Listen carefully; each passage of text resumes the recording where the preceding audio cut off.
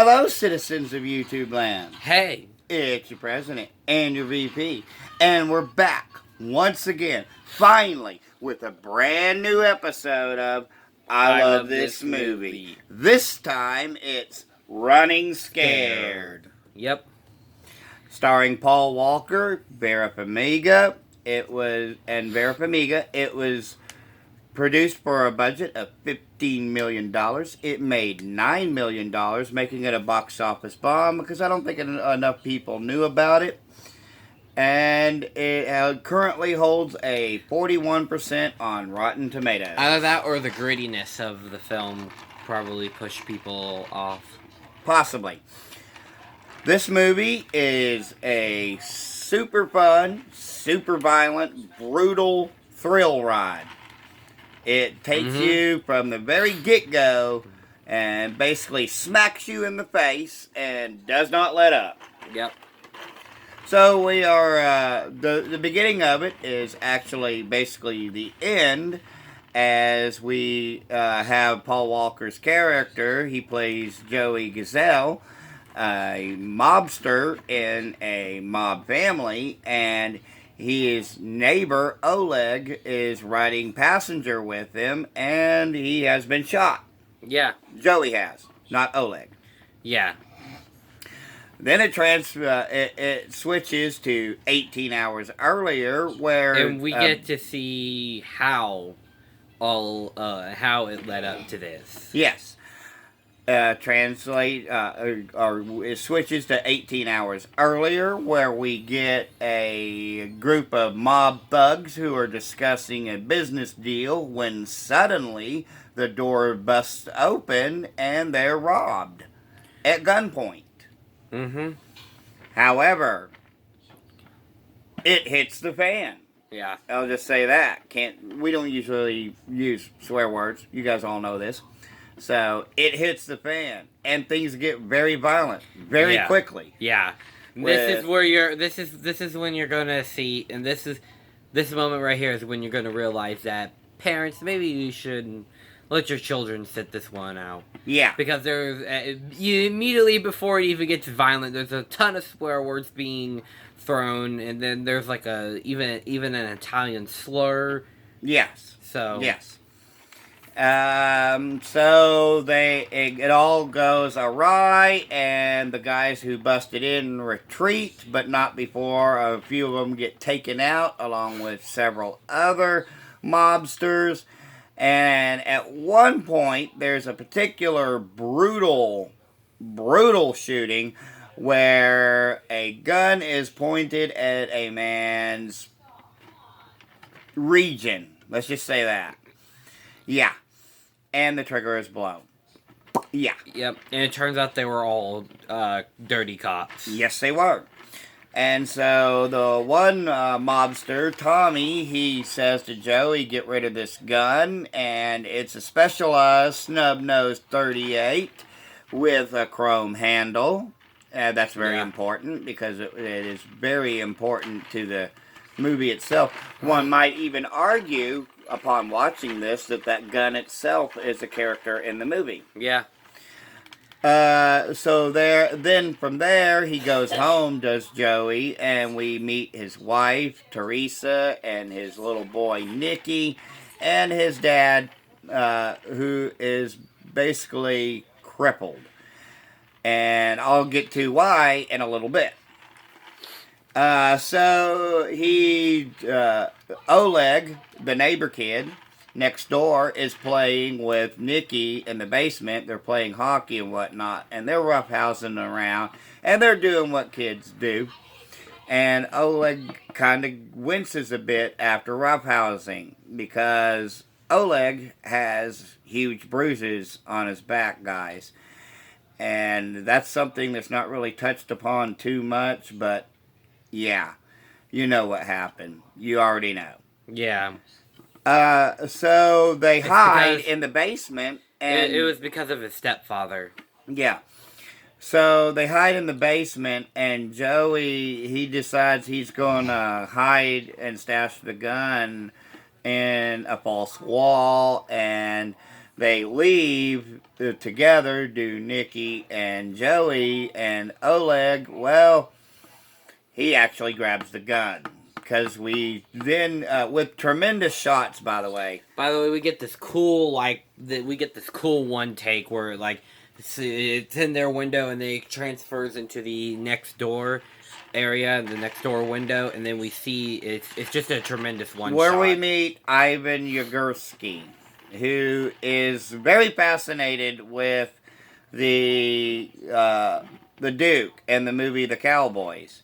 And he is an abusive, chain smoking, meth cooking Russian mobster.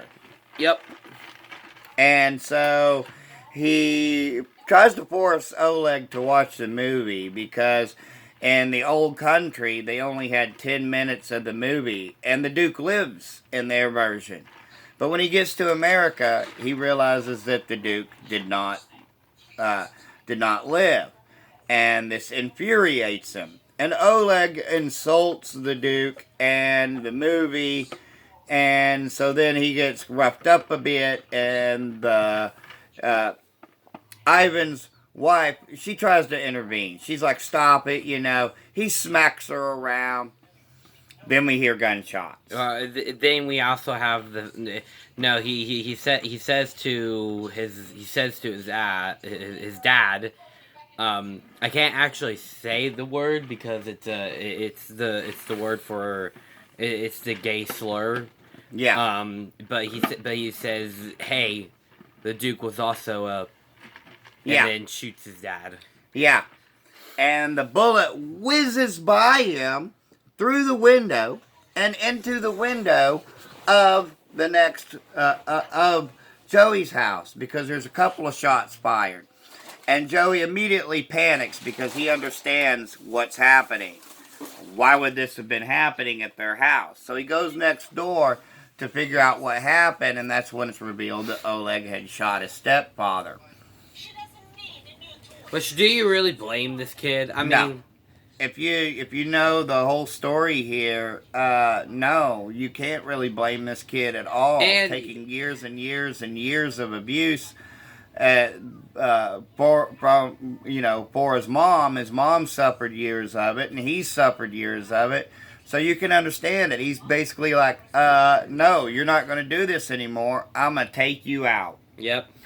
And so Oleg runs away while his stepfather is holding his left shoulder, and he tells Joey that he had been shot by his kid. And Joey immediately starts recovering and retrieving evidence, such as the bullet that's embedded in the wall. And the cops show up.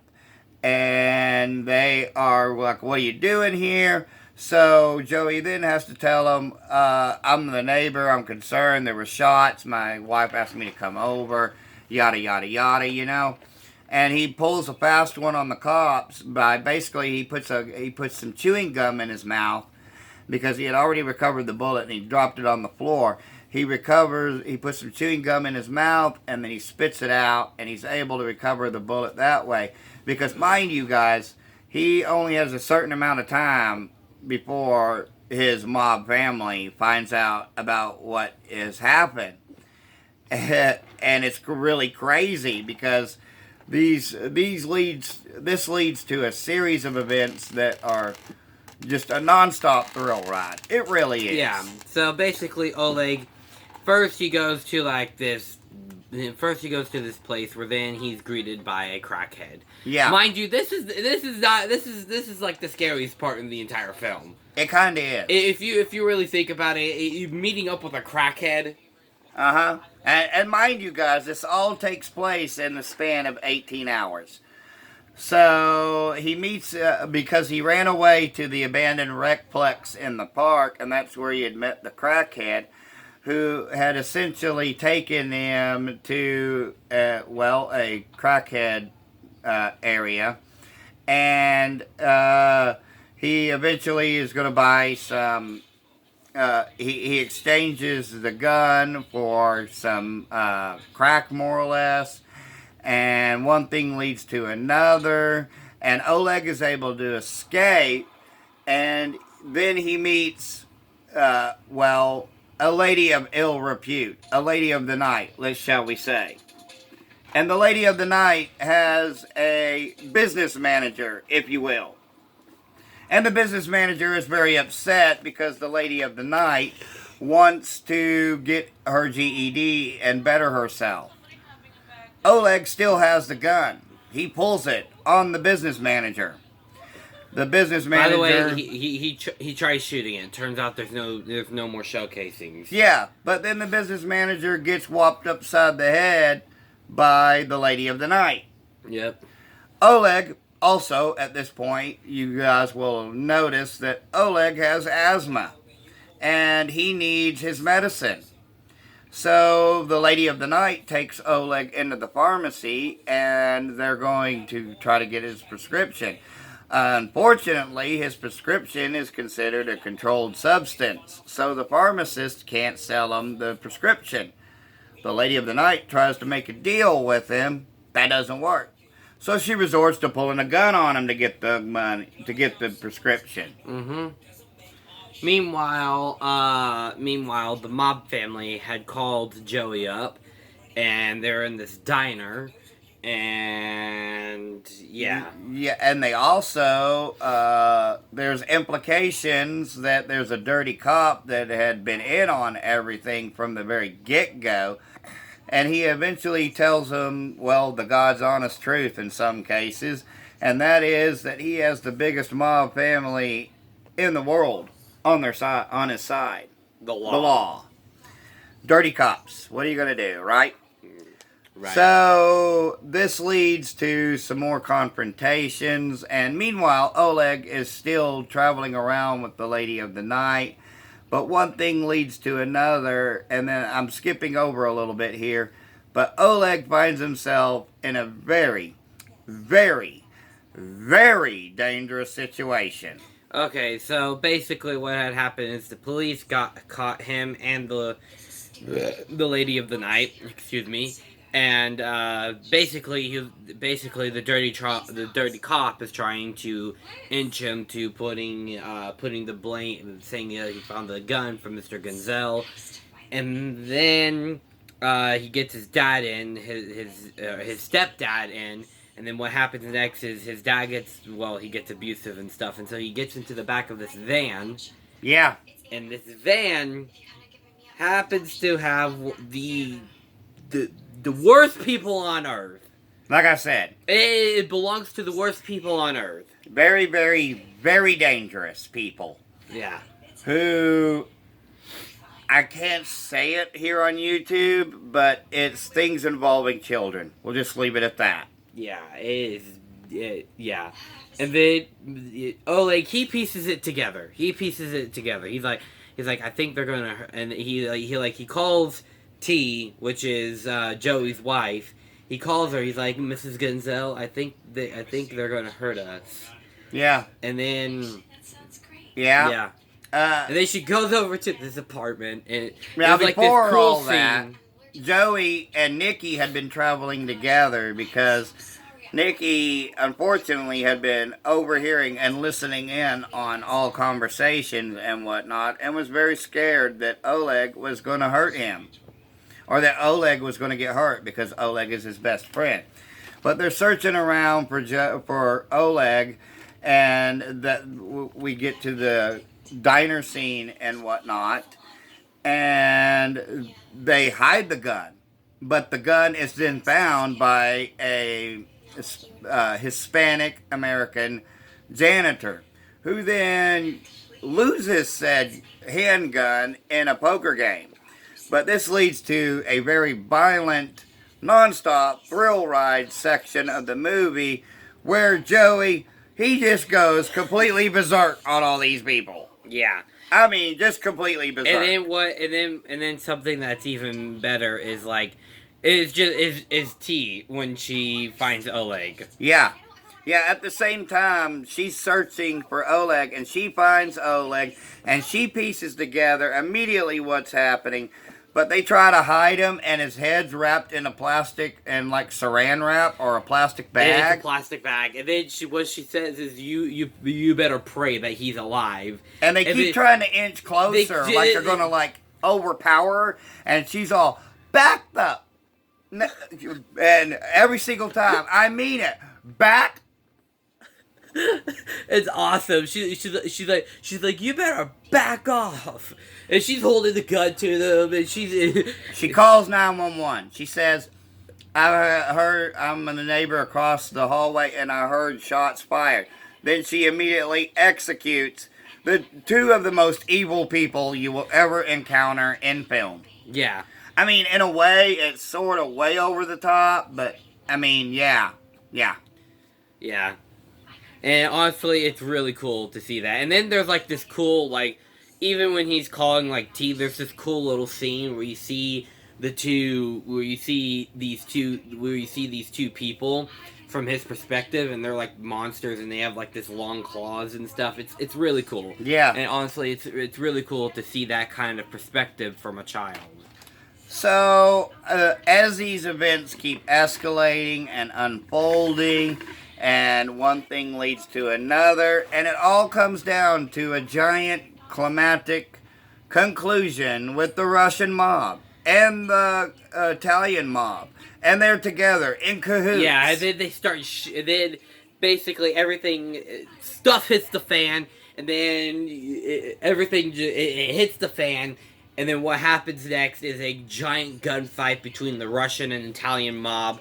Meanwhile, Joey... But before that, the Russian mob had gotten their hockey players to start shooting hockey pucks into Joey's face, and it's bouncing off of his head. And it's an unreal scene. But and when the giant gunfight happens and everything, there's this one really cool spot and shot where Paul's character Joey is rolling around and shooting. He's like, and then Frankie, the Italian mob boss, he had killed the Russian mob boss. And then it's revealed that Joey had been undercover for 12 years. He's like, all this time. Whole time. He's like, all this time? He's like, all this time, Frankie. He's like, why did it take so long? He's like, I needed you to pull the trigger. So do it. Pull the trigger. Yep. He was on his way out, actually, until they got involved with the Russians. So maybe it would have only been like, I don't know, 7, 8 years, but it ends up being like 12 years total that this man was undercover. Not even his wife, not his son, nobody knew. Yeah, and then what had happened, and then basically the film then ends, then the film ends with the part where we started at, with Joey getting shot by the manager of the Lady of the Night. Yeah. And, he makes his way home, and they fake his death, and he lives happily ever after. Unfortunately, though, we should also mention that the stepfather of Oleg, he ends up dying in the shootout, because he does sort of redeem himself, in a way. He is instructed to execute his stepson. Now, Oleg's mom had been brought by the Russian mob, to go to the United States, and they had to work their debt off. But because she was a lady of the night in Moscow, and she was pregnant, and actually Mr. Ivan, he had taken her in, and he was instructed by his uncle to take her out. But he refused, so he's going to send somebody else. So then Ivan had married her. But one thing had led to another, and even Oleg's mom had died in a mass explosion right before Joey got there. Yeah. So Oleg is an orphan, but it was revealed that Joey and T took him in. Yeah. So they're basically... And in the end, and then the credits, we see this cool little animation It's basically all from Oleg's perspective, and we see like the two supposed people that were supposed to be his rescue, and we see that the shadows in the animation, their shadow turns into this giant monster. It's cool. It's awesome. Then we see Oleg. He's trying to. He holds the gun, and then we see the manager of the Lady of the Night. He's holding his switchblade looking thing, and it's like, he carries those things around. Yeah, but guys, it's a non-stop thrill ride. It's non-stop. You're not going to be bored. It's going to be, but it's going to be a kind of a good thing in that way. Yeah, I can't say enough good things about it. The cinematography is awesome. The score helps set the mood. The acting is pretty top-notch. But I will say that Paul, he really doesn't have time to act until the very end when he's like trying to reveal everything to T. Yeah. It's more react, which in this movie really worked because that's what he had to do. He couldn't act, he had to react, and he had to keep reacting and keep reacting and keep reacting until the end. Yeah. It's awesome. I just can't say enough positive things about it, guys. It is a great, great film. You can find it on Tubi right now. You can probably also find it on a few of the streaming services. It is available for DVD and Blu-ray. Go out, check it out. You won't be disappointed. However, as always, if you have seen Running Scared and you believe that it is the worst film of all time, you are wrong, but hey, that's just your opinion. But also remember, if you feel that way, we're just two idiots with a cell phone camera. Our opinions do not matter, except they actually do, because we have a YouTube show, except they actually don't. That was your final rating. Oh, I almost forgot. Final rating, of course, guys, is definitely 5 out of 5. What say you? It will be 5 rolling Paul Walkers out of 5. Nice little little thing there. And hey, guys, as always, one other thing, and that is peace and love from Denny and Son. Bye.